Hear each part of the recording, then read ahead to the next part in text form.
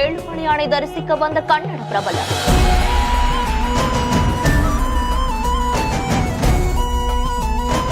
மக்களோடு மக்களா இவ்வளவு சிம்பிளாவா? குடும்பத்துடன் வந்து வேத ஆசீர்வாதம் பெற்றுக்கொண்ட சிவராஜ்குமார்.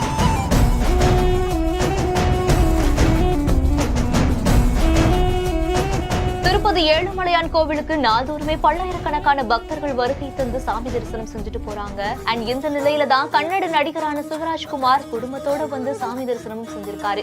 அவருக்கு தேவஸ்தான அதிகாரிகள் கோவில் வளாகத்தில் இருக்கக்கூடிய ரங்கநாதர் மண்டபத்துல வச்சு தீர்த்த பிரசாதம் வழங்கி வேத பண்டிதர்கள் மூலமா வேத ஆசீர்வாதமும் செஞ்சு வச்சிருக்காங்க.